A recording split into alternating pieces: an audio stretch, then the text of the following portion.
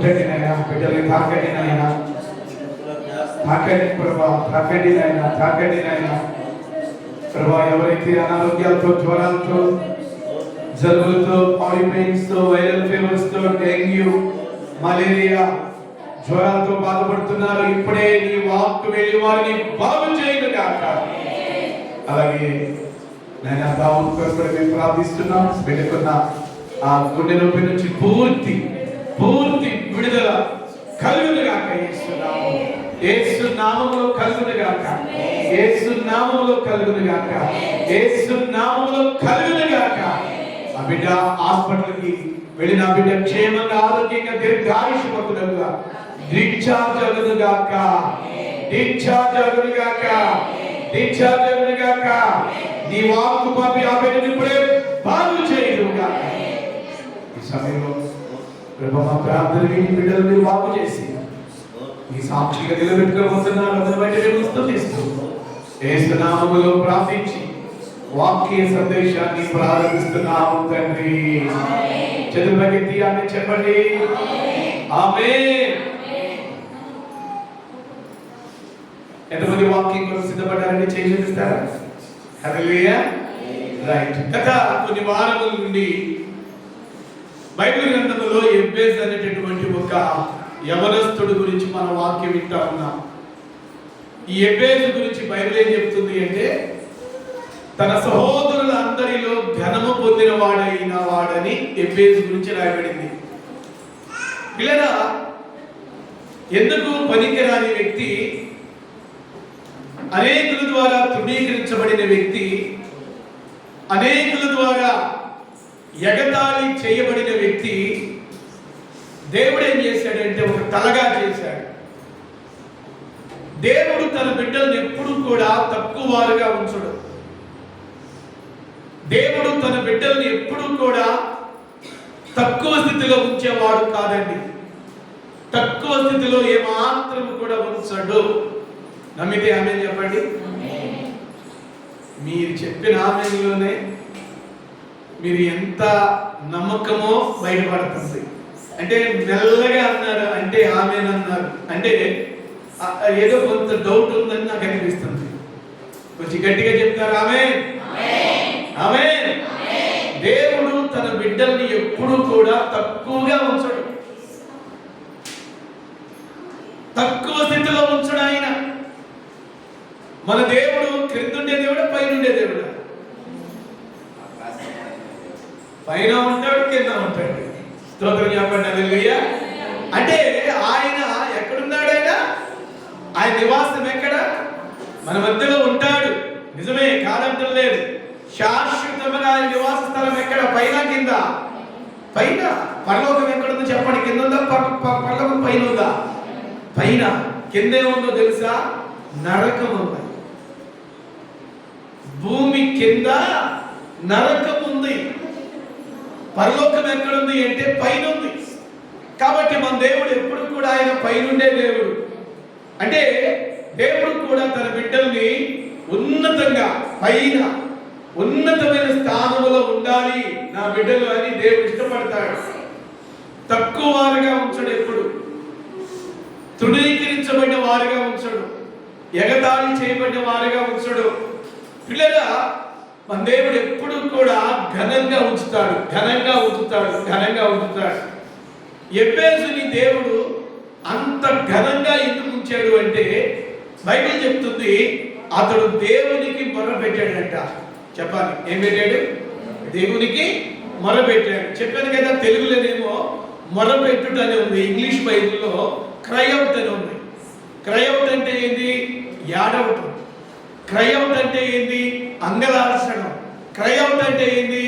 ప్రియులారా, దేవుని సన్నిధిలో కన్నీటితో ప్రార్థించాడు. అందుకే ప్రతి ఒక్కరూ కూడా కన్నీటితో ప్రార్థించాలి. కన్నీటి ప్రార్థన ఏం చేసింది అంటే మీ స్థితిగతుల్ని మార్చేసింది. మీ బిడ్డ వాడికి ఒకటి కావాలి, ఏదో వాడు అడిగింది లేదా అమ్మాయి అడిగింది, నువ్వు ఈట్లా 1-2 సార్లు అడిగింది, నువ్వు ఇవ్వలేదు. వాళ్ళకి తెలుసు నీ దగ్గర ఎలా తీసుకోవాలో. అందుకే ఏం చేస్తారంటే ఏడవటం మొదలు పెడతారు. ఏడ్చినప్పుడు నువ్వేం చేస్తావంటే తల్లిగా కరిగిపోతావు, తండ్రిగా కరిగిపోతావు. అంటే ఒక తల్లిగా తండ్రిగా నీ బిడ్డ ఏడుపు నువ్వు చూడటానికి ఇష్టపడలేదు. అర్థమవుతుందా ఈ మాట? ఒక తల్లిగా తండ్రిగా మన బిడ్డలు ఏడ్చే ఏడుపు మనం చూడటం మనకి ఇష్టం లేదు. అందుకే వారు అడిగింది మనం వారి చేతుల్లో పెడుతున్నాం. కష్టమైనా, ఇబ్బంది అయినా, అది ఎంత బరువైనా, అది ఎంత స్థాతకు మించిందైనా బిడ్డలు ఏడుస్తున్నారులే పోనీలేని వారి చేతుల్లో పెడుతున్నాం. ఒక తల్లిగా తండ్రిగా నువ్వు అడిగింది, బిడ్డలు అడిగింది నువ్వు ఇస్తున్నప్పుడు నీ కొరకు ప్రాణం పెట్టిన దేవుడు, నీ కొరకు రక్తం దాల్చిన దేవుడు, ఆకాశానికి భూమికి మధ్యన ఆ కలువరి శిలువలో వేలాడదీయబడిన దేవుడు నువ్వు అడిగింది ఖచ్చితంగా నీకు ఇస్తాడు. పిల్లలు నువ్వు ఏడుస్తూ ఉంటే ఆయన మౌనంగా ఉండడం. నువ్వు అనుకుంటున్నావు నా కన్నీరు ఏమైపోతుందని, నువ్వు అనుకుంటున్నావు నేను ఇంత కన్నీరు కాలుస్తున్నాను కదా, నా కన్నీటికి ప్రతిఫలం రావటం లేదని. నువ్వు అనుకుంటున్నావు నేను ఇంత కన్నీరు కాలుస్తున్నాను, ఇంత ప్రార్థన చేస్తున్నాను, మరి నేను అడిగింది దేవుడు ఎందుకు ఆలస్యం చేస్తున్నాడు? పిల్లలా కొన్ని పర్యాయములు ఆలస్యం చేసినా అది నీ మేలు కొరకే ఆలస్యం చేస్తున్నాడు. నీ మేలు కొరకే దేవుడు ఆలస్యం చేస్తున్నాడు. మన దేవుడు ఎలాంటి దేవుడు అంటే కొన్ని ఆలస్యం చేస్తాడు కానీ అలక్ష్యం మాత్రము చేయడు. స్తోత్రం చెప్పండి. హల్లెలూయా, హల్లెలూయా. నీ కొరకు తన ప్రాణమే ఇచ్చాడు, నీ కొరకు తన రక్తాన్నే కార్చాడు, నీ కొరకు ఏది కూడా దాచుకోకుండా ఆ పుణ్యాత్ముడు, ఆ పరిశుద్ధుడు ఆయన నీ కొరకు నా కొరకు కలువరి శిలువలో ప్రాణం పెట్టి రక్తం కార్చిన దేవుడు. నువ్వు కన్నీరు కారుస్తుంటే ఆయన మౌనంగా ఉన్నాడు. నువ్వు కన్నీరు కారుస్తుంటే ఆయన ఏమాత్రం మౌనంగా ఉండడు. ఆ కన్నీటిని బైబిల్ చెప్తుంది ఒక గుడ్డెలో దాచిపెట్టాడు. అని చెప్పండి. హల్లెలూయా, హల్లెలూయా.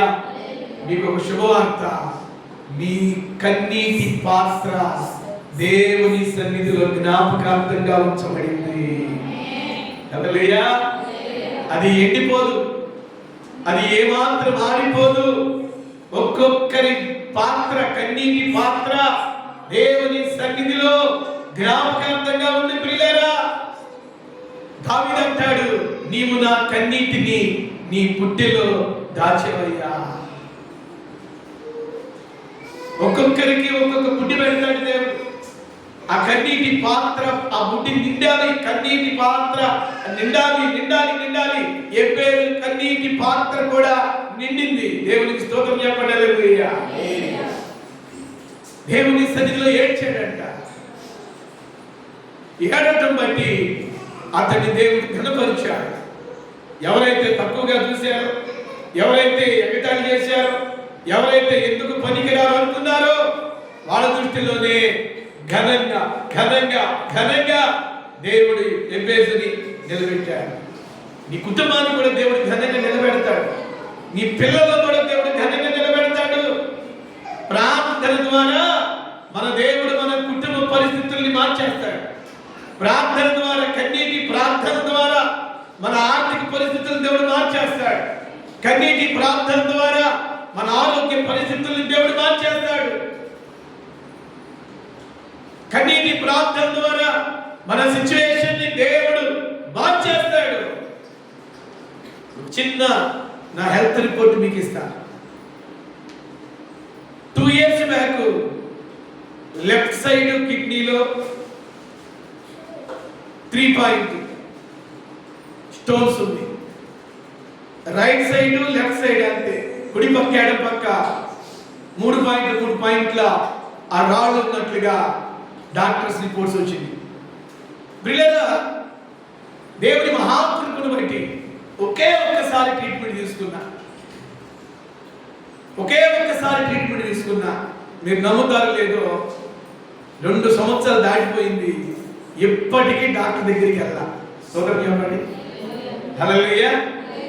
ఒక్కసారి నా స్వస్థత ఎలా జరిగిందంటే, ఒక 25 రోజులు అన్స్టాపబుల్ గా యూరిన్ వెళ్ళింది. నా ఫ్రెండ్స్ పాస్టర్ గారికి చెప్పాను బాగా, ఎందుకంటే వాళ్ళకి ఈ మెడిసిన్ అవగాహన ఉన్నవాడు. వాళ్ళు ఏమన్నారంటే శ్యామ్ షుగర్ ఏమో చెక్ చేయించుకోవాలి. నేను దేవుని దగ్గర నిబంధన తీసుకున్నా, జీవితకాలంలో షుగర్ అనేది రాకూడదు అనుకున్నాను. దేవునికి స్తోత్రం, హల్లెలూయా. నేను అది రాకూడదని నేను దేవుడికి ఒప్పందం చేసుకున్నాను, రాదన్నాను. సరే ఎందుకులే, ఫ్రెండ్స్ చెప్పారు కదని వెళ్ళి చెకప్ చేయించా వాళ్ళ బలవంతంతో. షుగర్ మిల్లని వచ్చింది. స్తోత్రం చెప్పండి, హల్లెలూయా. పిల్లరా, కానీ 25 రోజులు, ఇంచుమించు 25 కంటే కూడా ఎక్కువే, మేబీ నెల, మీరు నమ్ముతారో లేదో, రోజుకు వచ్చి 25-30 టైమ్స్ యూరిన్ పాస్ అయ్యేదండి.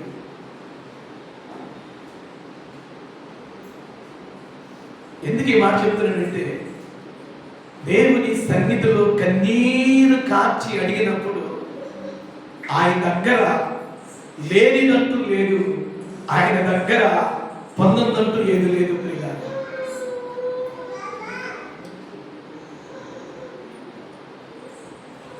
ప్రభు దగ్గర ప్రార్థన చేసుకున్నా, ప్రభా షుగర్ లేదు, నీకు స్తోత్రం. ఆ యూరినరీ ఫాస్ట్ టెస్ట్ కూడా చేయించారు ఒంగోలు.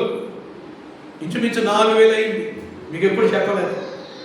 ఈరోజు ప్రభు చేసిన అద్భుతం చెప్తున్నాను. చాలా కాలం అయింది, 2 సంవత్సరాల క్రితం చేసిన అద్భుతం మరలా ఇప్పుడు జ్ఞాపకం చేస్తున్నాడు దేవుడు ఈ మాట చెప్పమని. కన్నీటి ప్రాంతంలో ఎంత శక్తి ఉందో నా బిడ్డకు చెప్పమంటున్నాడు. ఒంగోలులోనే జాయ్ హాస్పిటల్ ఉంది, క్రిస్టియన్ డాక్టర్ గారు, జోయల్ గారు. ఆయన నాకు మంచి సన్నిహితుడు. ఆయన నేను కొన్ని స్థలాల్లో మీటింగ్స్ లో వాడబడ్డాను. ఆయనకు చూపిస్తే, సార్ పాస్టర్ గారండి అన్ని రిపోర్ట్స్ నార్మల్గా వచ్చినాయండి, మరి మీకు ఎందుకు యూరిన్ ఆగట్లేదండి, నాకు అర్థం కావట్లేదు అన్నాడు. ఆయనకు కూడా అర్థం కాదా. ఒక్క రోజుకు వచ్చి 24 గంటల్లో 25 సార్లు, పిల్లగా ఇంకా ఎక్కువే. మరి యూరిన్కి వెళ్తాం అంటే ఎంత డిస్టర్బ్ మానసికంగా మీరు ఆలోచించేది. ఒక వ్యక్తి ఫర్ డే వచ్చి 3 సార్లు 4 సార్లు యూరిన్కి వెళ్తారు పాస్. అలాంటిది 25 సార్లు 30 సార్లు ఒక్క రోజులో యూరిన్కి వెళ్తుంటే ఎంత డిస్టర్బ్ మనసు ఆలోచించే. నిద్ర ఉంటుందా? నిద్ర ఉండదు. నాకు ఆ 25 డేస్ నిద్ర లేదండి. ఒకరోజు బలారాధనప్పుడు కన్నీటి ప్రార్థనలో ఉన్న శక్తిని నేను మీకు జ్ఞాపకం చేస్తున్నాను. ప్రభా, నా ప్రార్థన ద్వారా ఎంతో మందిని బాగు చేసావు, ఎంతో మందికి స్వస్థతనిచ్చావు. అల్పుండే నా ప్రార్థన ద్వారా నేను ఈ బలహీనతో బాధపడటం నువ్వు చూస్తున్నావు. ఇది నీ దగ్గర నుండి వచ్చిన బలహీనత కాదు, ఇది శత్రువు దుష్టుడు కలుగజేసిన బలహీనత. నన్ను ఎలాగైనా నీ పనికి నన్ను దూరం చేయాలని. ఎందుకంటే నాకు ఆల్రెడీ మీటింగ్స్ బుక్ అయిపోయింది. ఆ నెక్స్ట్ మంత్ నుంచి కూడా చాలా మీటింగ్స్ ఉన్నాయి నాకు. ఆ 2 సంవత్సరాల క్రితం జరిగిన సంఘటన వరుసనే 5-6 నెలలు ఫుల్ ప్యాకేజ్ అనమాట డేట్స్. ఒకవైపు బైబిల్ కాలేజీ, ఇంకొక వైపు మీటింగ్స్, సంఘ కార్యక్రమాలు. ఇలాంటి టైంలో నన్ను దుష్టుడు ముట్టాడు, దుష్టుడు బలహీనపరుస్తున్నాడు. ప్రభా, నాకు ఈ బలహీనత నుంచి విడుదల కావాలి. డాక్టర్స్ రిపోర్ట్స్ లో నార్మల్ వచ్చింది.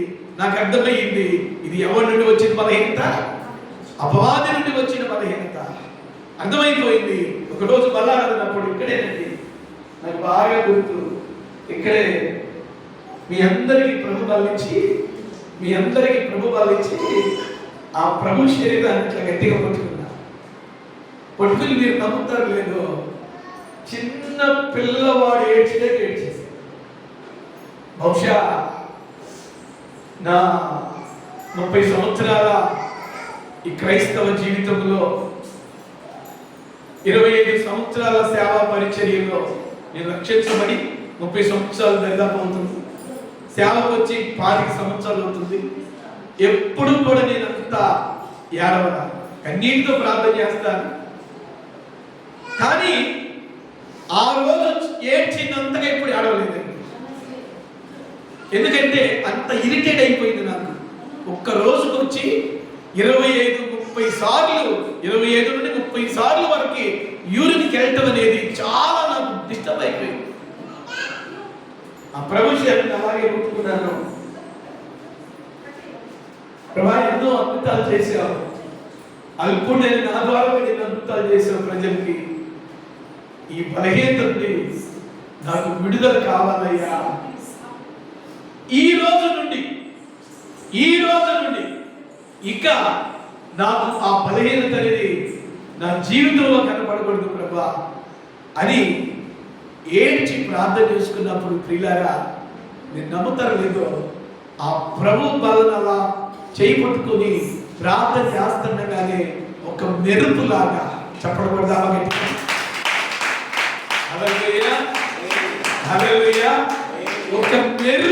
ఒక మెరుపులాగా, ఒక ఫ్లాష్ లైట్ వచ్చి నా ముఖాన్ని తాకినట్టుగా ఆ ఫీలింగ్ వచ్చిందండి నాకు. ఆ రోజు నుండి అదేనండి ఆఖరి రోజు. ఆ రోజు నుండి ఈ రోజు బహుశా 2 సంవత్సరాలు అయిపోయి ఉంటాయి, ఇప్పటికీ నేను డాక్టర్ దగ్గరికి వెళ్ళలేదు. ఆ రోజు నుండి ఈ రోజు వరకు ఆ యూరిన్ అనేటటువంటిది కంట్రోల్ అయిపోయింది. చెప్పకూడదు గట్టిగా. అందుకే మాట చెప్తున్నానంటే, ఒక దైవజనుడిగా నా జీవితంలో కన్నీటి ప్రార్థన పిల్లరా విని కన్నీటి ప్రార్థనలో ఉన్నటువంటి ఆ శక్తిని నేను జ్ఞాపకం చేస్తున్నాను. నా దేవుడు నా కన్నీటిని చూసి ఆయన దాటిపోలేదు. చెప్పండి కొట్టండి.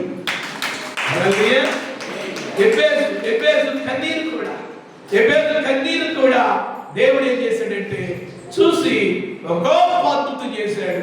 ఏంటి అద్భుతం అంటే, ఎవరైతే నిందించారో, ఎవరైతే అవమానపరిచారో, ఎవరైతే తృణీకరించారో, ఎవరైతే తక్కువగా చేశారో అదే ప్రజల మధ్యలో ఎబేసుని దేవుడు కనపరిచాడు.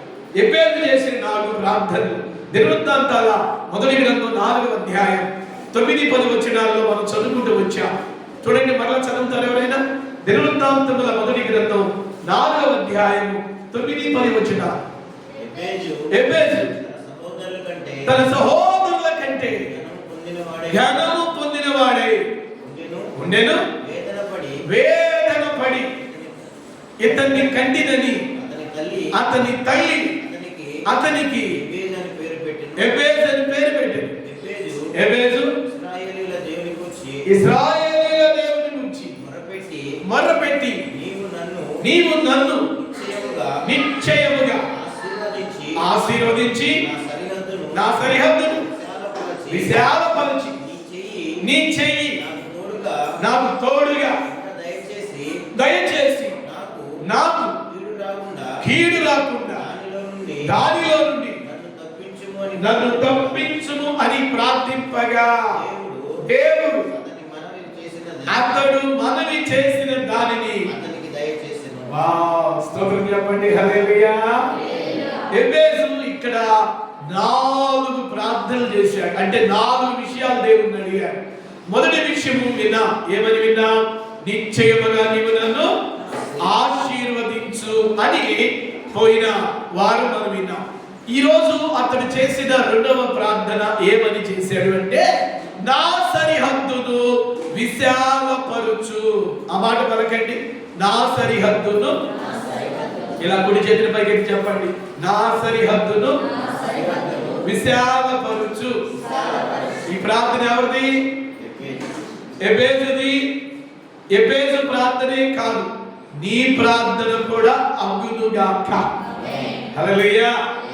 ఆనాడు ఎబేసు ప్రార్థన చేశాడు. ఏమని? నా సరిహద్దును విశాలపరచు.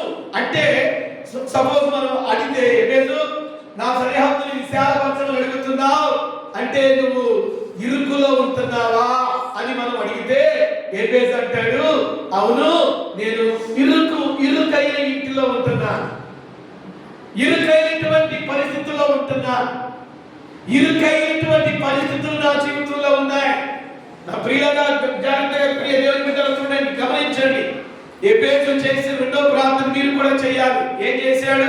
నా సరిహద్దును విశాలపరచు. ఇంగ్లీష్ లో ఉండింది మై టెరిటోర్ ఎన్లార్జ్ అంటాడు. అంటే నా సరిహద్దుని విశాలపరచు. పిల్లరా, దేవుని బిడ్డలమైన మన స్థలాన్ని దేవుడు విశాలపరుస్తాడు. స్తోత్రం చెప్పండి. అంటే ఎఫెసుకు దేనిలో ఉండటం ఇష్టం లేదు అంటే ఇరుకైన పరిస్థితిలో ఉండటం ఎఫెసుకు ఇష్టం లేదు. ఇరుకు ఇరుకు ఇరుకు పిల్లలు మన దేవుడు ఏం చేస్తాడంటే మన కుటుంబాలని మనల్ని విశాలపరుస్తాడు. ఆమె చెప్పండి, ఏం చేస్తాడండి? విశాలపరుస్తాడు. విశాలపరుస్తాడు. నీ కుటుంబాన్ని విశాలపరుస్తాడు. నీ పిల్లల్ని దేవుడు విశాలపరుస్తాడు. నీ ఉద్యోగాన్ని విశాలపరుస్తాడు. నీ వ్యాపారాన్ని విశాలపరుస్తాడు. నీ చేతి పనిని విశాలపరుస్తాడు. నా వైపు చూడండి.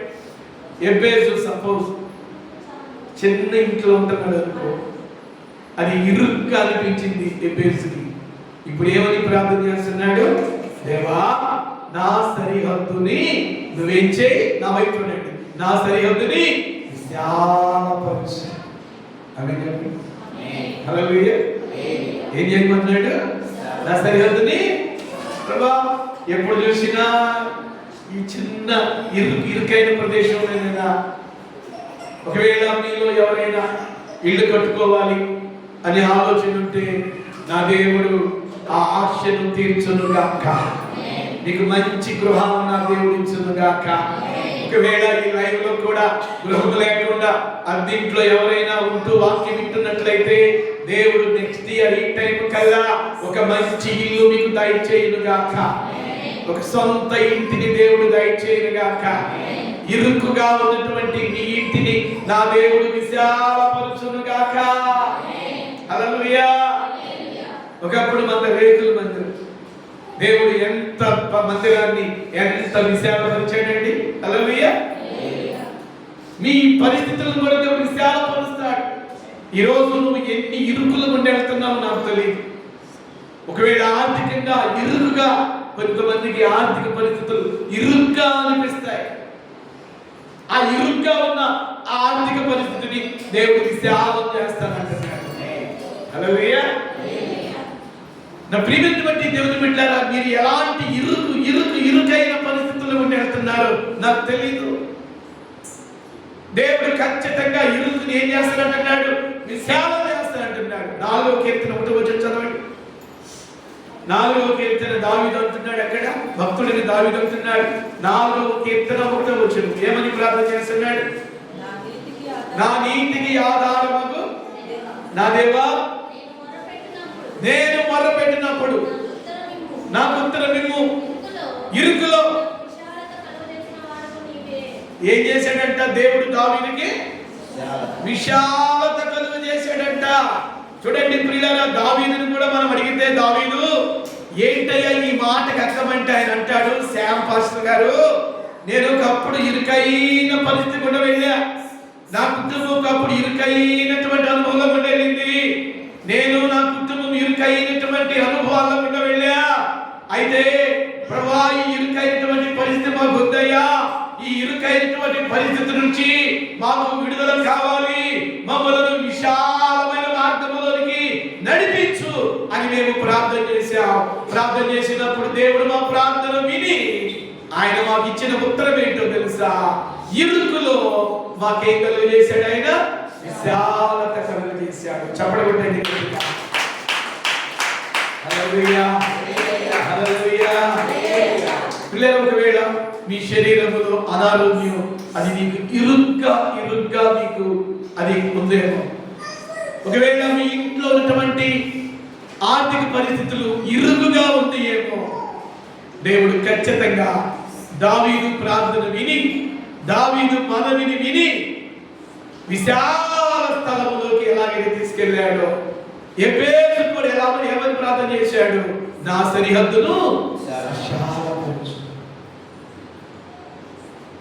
నా సరిహద్దును విశాలపరచు.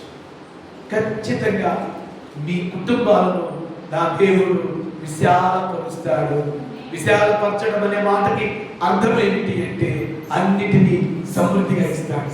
సమృద్ధి, సమృద్ధి, సమృద్ధి, సమృద్ధి, సమృద్ధి, సమృద్ధి, సమృద్ధి, సమృద్ధి, సమృద్ధిని నా దేవుడు మీకు దయచేయును గాక. హల్లెలూయా. ఈ రోజు వరకు, ఇప్పుడు మందిరానికి వచ్చే ముందు వరకు కూడా ఇరుగ్గా ఉన్నారో మీకు నాకు తెలియదు. మీ పరిస్థితులు ఎంత ఇరుకుగా ఉన్నాయో నాకు తెలియదు. మీ పరిస్థితులు ఎంత ఇరుకుగా ఉన్నాయో నాకు తెలియదు. పిల్లరా, ప్రభు మాట్లాడుతున్నాడు, ఇరుకైన పరిస్థితులను దేవుడు విశాలం చేస్తాడు. హల్లెలూయా. ఎంతమందికి నమ్మకం ఉందని దేవుడు చేస్తాడని చేయండి.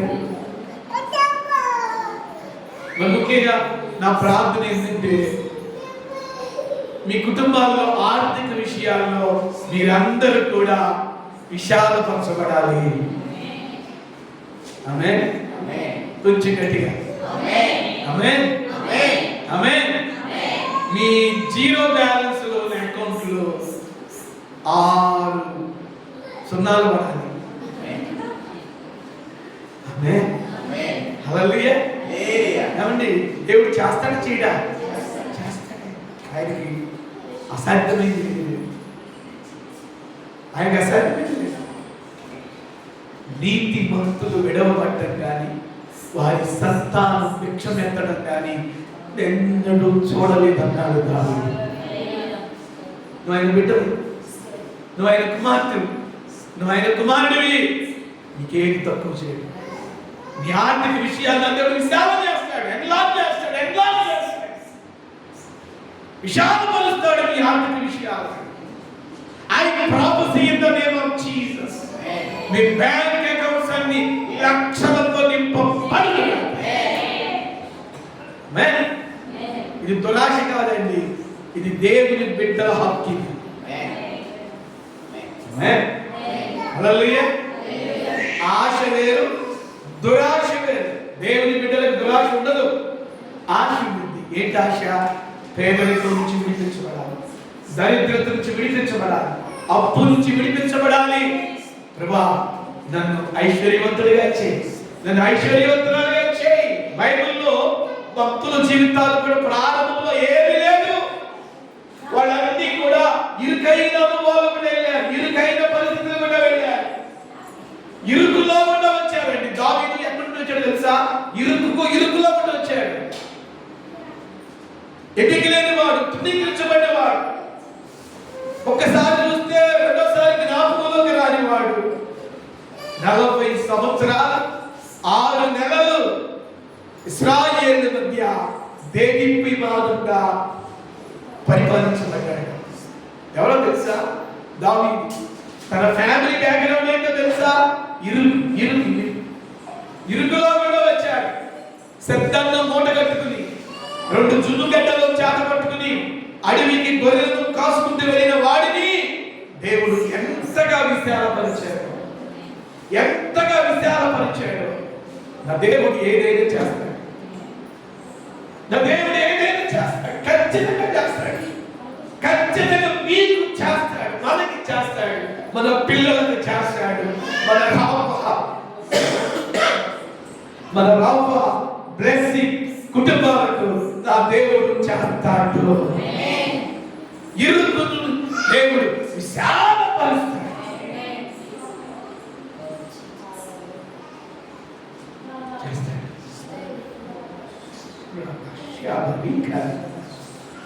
ఖచ్చితంగా చేస్తాడు.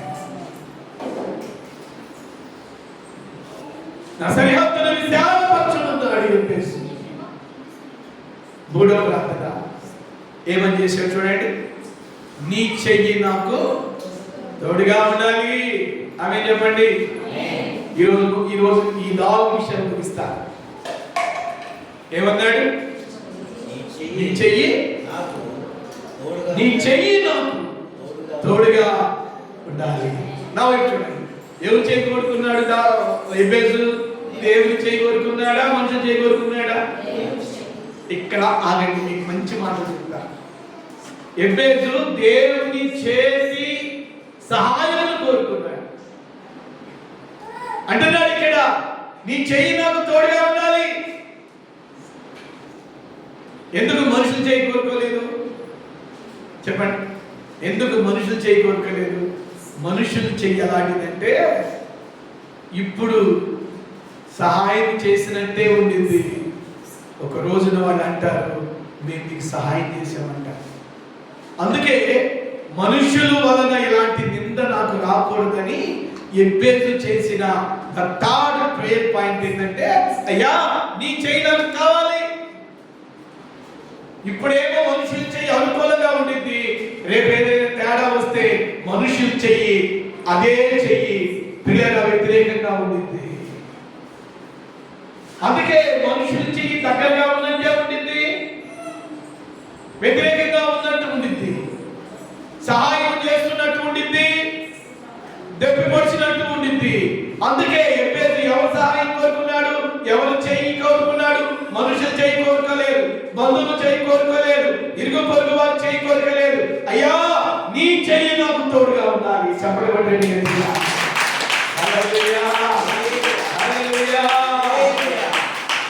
ఆయన చెయ్యి కోరుకున్నాడు. ఒరిస్సాలో అప్పటికి నా వయసు 18-20 సంవత్సరాలు ఉంటాయి. నన్ను సేవలోకి నడిపించిన బాబయ్య గారు, ఆయన ఒరిస్సాలో సేవ చేస్తున్నాడు. ఆయన 21 దినాలు ఉపవాసం ఉంది కనుక నీకు మంచి భవిష్యత్తు ఉంది, అప్పటికే నాకు సేవ పిలుపు ఉంది, నీకు సేవ పిలుపు ఉంది కదరా, నువ్వు నా దగ్గరికి వచ్చి ఒక 21 దినాలు ఉపవాసం ఉండు, దేవుడు నిన్ను బలపరుస్తాడు, బలంగా రాబోయే దినాల్లో వాడుకుంటాడు అని ఆ బాబాయ్ గారు నాకు చెప్తే, ఆ బాబాయ్ గారు నా ఒరిస్సాలో ముంచికి పుట్టాను, అక్కడికి వెళ్ళారా ఆయన అన్నట్టుగానే 21 దినాల ఉపవాసం తీర్మానించుకున్నాను.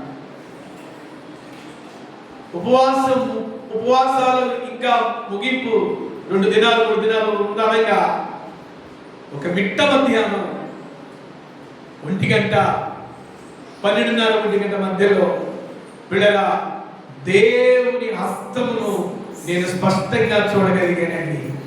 దేవునికి స్తోత్రం చెప్పండి. హల్లెలూయా హల్లెలూయా.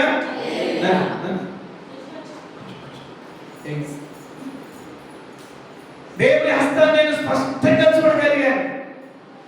బాబాయ్ ఆయన భార్య ఆంటీ గారు, అది సమ్మర్ సీజన్, ఆ సమ్మర్ సీజన్లో చర్చి పక్కనే వాళ్ళు చింతపెక్కలు ఒలుస్తూ ఉన్నారు.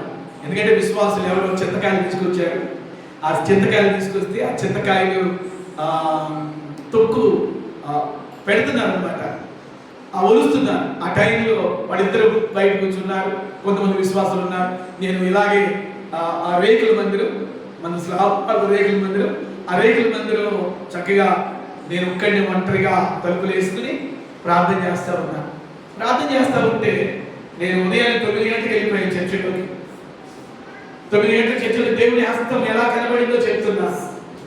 9 గంటలకు వెళ్ళిపోయాను, ఉపవాసం ఉన్నాను. అది 18 రోజు 19 రోజు మొత్తాన్ని గుర్తులేదు.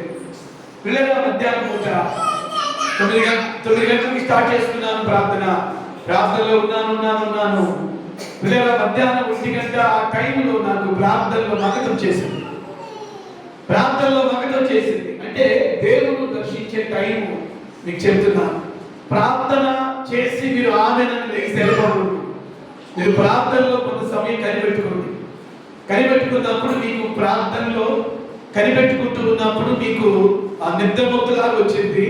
ఆ నిద్రమొత్తులోనే దేవుడు మీతో ఏదైనా మాట్లాడాలి అనుకుంటే, దేవుడు మీకు ఏదైనా ఒక దర్శనం చూపించాలి అనుకుంటే, దేవుడు మీకు ఏదైనా ఒక విజన్ ప్రత్యక్షత చూపించాలనుకుంటే ఖచ్చితంగా చూపిస్తాడు. రాత్రి పూట మనం నిద్రలో ఉన్నప్పుడు వచ్చేవి కళలు, పగల పూట ప్రార్థనలో ఉన్నప్పుడు మనకు వచ్చేవి దర్శనాలు.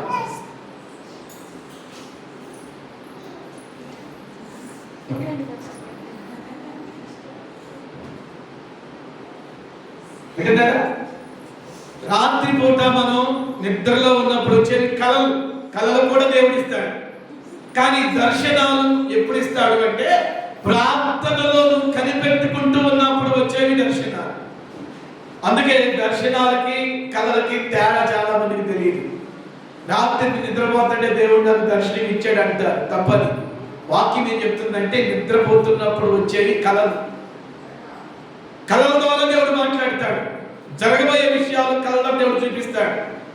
పిల్లల దర్శనము అంటే ప్రార్థనలో కనిపెట్టుకుంటూ ఉన్నప్పుడు ఒక మగత వచ్చేసింది. నీకు తెలియదు, నిద్రపోతున్నట్టుగా అనిపించింది.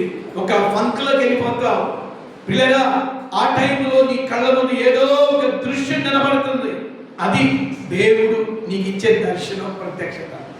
ఆ టైంలో పిల్లరా, తెల్లటి వస్త్రాలు ధరించిన వ్యక్తి నా ముందు నిలబడ్డాడు. చాలా ఎత్తుగా ఉన్నాడు ఆయన.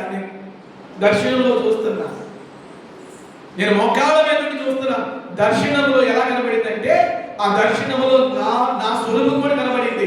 నేను మోకాళ్ళ మీద ఉన్నట్టుగా ఆ ఎత్తైనటువంటి వ్యక్తిని నేను అలా చూస్తున్నట్లుగా నాకు చూపించాడు ఆ దర్శనంలో. నేను మనసులో అనుకుంటున్నాను, అది ఇంత ఎత్తైన వ్యక్తి ప్రభువే కదా, ఈనేంటి నా దగ్గరకు వచ్చి తన చేతిని నా మీద పెట్టకుండా ఏంటి వద్దామా రావద్దా, వెడదామా వద్దా అన్నట్టుగా ఆలోచిస్తున్నాడు అని అనుకుంటూ నేను మనసులో ఏమనుకున్నానంటే, ఈయన వచ్చి తన కుడి చేతిని నా మీద పెడితే బాగుంటుంది కదా నేను మనసులో అనుకున్నా.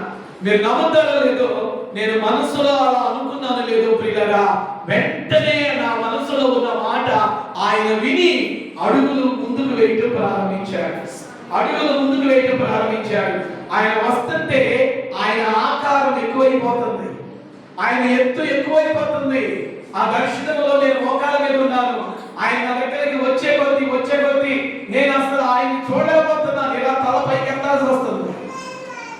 ఆయన దగ్గరికి మెల్లగా వచ్చే కొద్దీ నేను తల ఇలా బాగా పైకి ఎత్తాల్సి వస్తుంది. ఆయన నా దగ్గరకు వచ్చి పిల్లగా తన కుడి చేతిని బాగా ఇలా చాపండి. ఒకసారి మీ చేతిలో చాపండి. ఇలాగా బాగా తన కుడి చేతిని ఇలా శ్రీడగా, అంత ఎత్తైన మనిషి, అంత ఆజానుబాహుడు, అంత ఎత్తైనటువంటి దేవుడు శ్రీడగా తన కుడి చేతిని ఇలా చాపి ఒక్కసారిగా మోకాళ్ళ మీద ఉన్నాను కదా నా మీద ఇలా అన్నాడు. మీరు నమ్ముతారు లేదు, ఇంచుమించు 35-40 నిమిషాలు భాషలతో మాట్లాడుతూ ఎందుకంటే కరెంటు షాక్ కంటే బలమైనటువంటి శక్తితో నేను నింపబడ్డాను. చప్పటి కొడతామని పిల్లగా ఇంచుమించు 35-40 నిమిషాలు వాటితో మాట్లాడుతూ నేనున్న స్థలం నుండి అటు ఇటు పరిగెత్తు నా ఒంటి మీద నా షర్ట్ కూడా తిరిగిపోయింది. ఈలోపు బాబాయ్ ఆంటీ గారు బయట చెత్తపక్కలు ఉంచుతున్నారు కదా. ఏమైంది వీడు ఎంతసేపు ఏమైందని వీడు చర్చి అంతా కూడా డొల్లాడుతున్నాడు. ఏమైందని పరిగెత్తుకు వచ్చి బాబాయ్ ఒక పక్క, ఆంటీ గారు ఒక పక్క, రే నానా శ్యామ్ ఏమైంది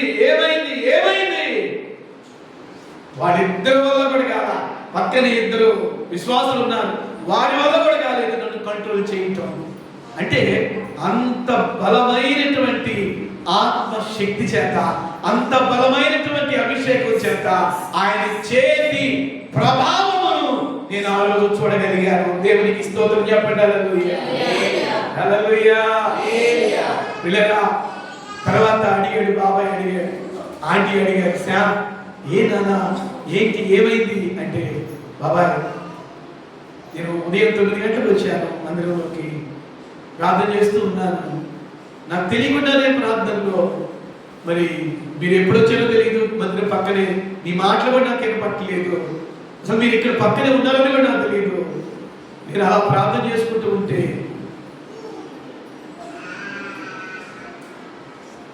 మగతో చేసింది. ఆ నిద్రమత్తు అనకూడదు, అదొక ఎక్స్పీరియన్స్ అంతే. అది ఆ దర్శనాలు చూసే వాళ్ళకే ఆ అనుభూతి అది అర్థమైంది. పిల్లల ఆ సమయంలో బాబాయ్ గారికి చెప్తుంటే ఇలా తెల్లటి వస్త్రాలు ధరించుకున్న వ్యక్తి వచ్చి, బాబాయ్ నన్ను ఇలా తాకాడు. ఆ తాకిడిలో ఒక గొప్ప శక్తిని అనుభవించాను. ఆ బాబాయ్ ఆంటీ గారు చెప్పింది తెలుసా, రే నాన్న అంతకుముందు నిన్ను పట్టుకున్నావు, ఇప్పుడు నిన్ను పట్టుకుంటుంటే మాకు కూడా ఆ వేడి అనుభూతి కలుగుతుంది.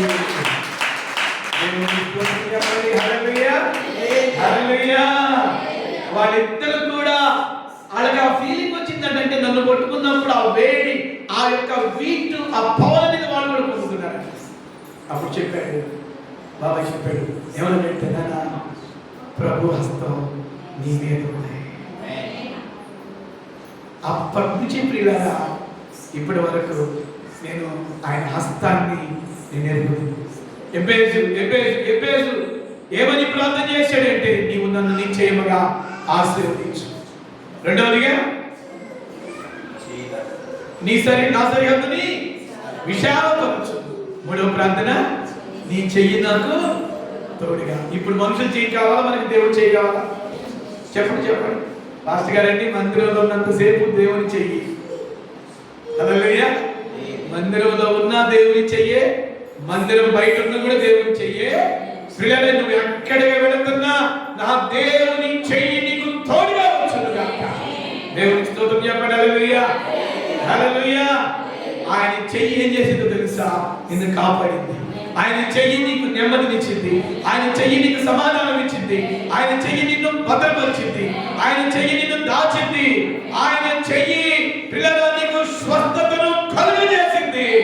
ఆయన చెయ్యి దుష్టుడికి కనబడకుండా, దుష్టుడికి కనబడకుండా, దుష్టుడికి కనబడకుండా, దుష్టుడికి కనబడకుండా, దురాత్మకు కనబడకుండా, మంత్ర ప్రయోగానికి కనబడకుండా, తాంత్రిక చాతబడి చెవులని శక్తులకు నీవు నీ కుటుంబం కనబడకుండా ఆయన చెయ్యి నిన్ను దాచింది.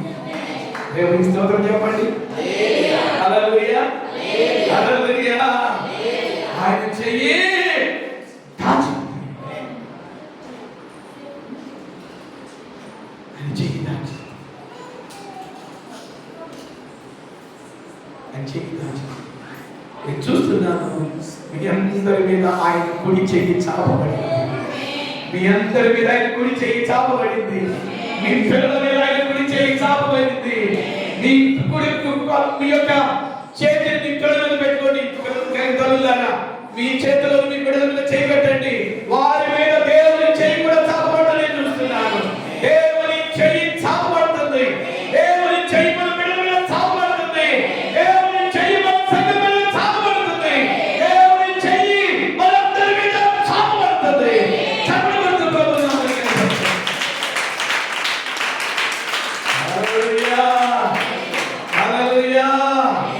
చివరిగా ఎబ్బేజు చేసిన 4వ ప్రార్థన, ఏ కీడు రాకుండా ఆ కీడు నుండి నన్ను తప్పించు.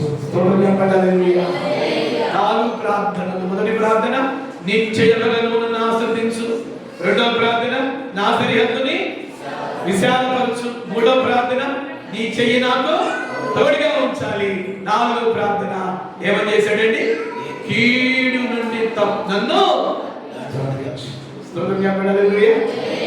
మిమ్మల్ని, మీ పిల్లలను, మనందరినీ, మన పిల్లలను, మన కుటుంబాలను, మన మినిస్ట్రీస్ని కీడు నుండి దేవుడు తప్పించుగాక. హల్లెలూయా. లేచి నిలబడండి, మీ కొరకు ప్రార్థన చేస్తాను. Shall we all stand and sing our song? ఈ రోజుతో ఎబ్బేజు జీవితం నుండి నేను మీతో ముగింపు వర్తమానాన్ని పలికాను. చతుర్భగతి అందరూ కూడా ఎబ్బేజు